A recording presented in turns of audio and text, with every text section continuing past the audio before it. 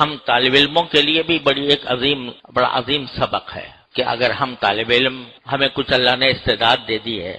پڑھنے کی، لکھنے کی، مطالعہ کرنے کی، تو اگر اس پر گھمنڈ ہو گیا کہ میں پڑھا لکھا ہوں، میں تعلیم یافتہ ہوں، میں بڑا عالم ہوں، میں بڑا علامہ ہوں، اور اس گھمنڈ کے ساتھ تم نے اپنی استعداد کو استعمال کرنا شروع کیا، تو اللہ بچائے وہ اللہ تبارک و تعالیٰ کو بہت ناپسند ہے، اس کے ساتھ اللہ کی مدد نہیں ہوتی، پھر وہی علم انسان کو پتہ نہیں کہاں گمراہی کی وادیوں میں اٹھا کر لے جاتا ہے۔ اور اگر علم پر ناز نہ ہو، گھمنڈ نہ ہو، اور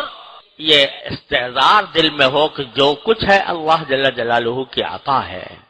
میرے پاس کوئی طاقت نہیں ہے، جب تک اللہ جل جلالہ کی مدد نہیں ہوگی اس وقت تک میرا یہ علم کارآمد نہیں ہوگا۔ ایسا شخص جب حق کی طلب میں، حق کی تلاش میں جب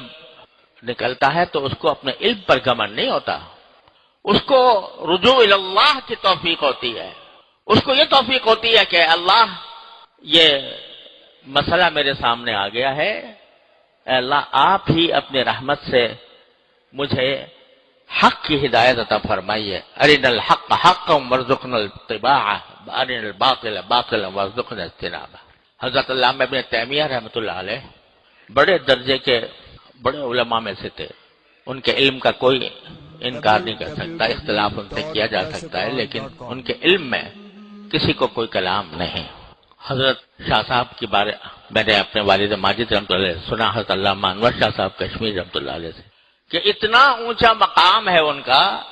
علم میں کہ اگر کوئی اس کی طرف اٹھا کر دیکھے ٹوپی گر جائے، یہ فرماتے تھے، اتنا بڑا علامہ۔ لیکن جب کسی مسئلے کی تحقیق کی ضرورت ہوتی تو پہلے یہ پڑھتے تھے کہ اللہم علمنی کما علمت جبرائیل علیہ السلام، کچھ ایسا جملہ ہے، یا اللہ مجھے ایسا علم عطا فرمائیے جیسے آپ نے جبریل امین علیہ السلام کو عطا فرمایا تھا، کہ ان کی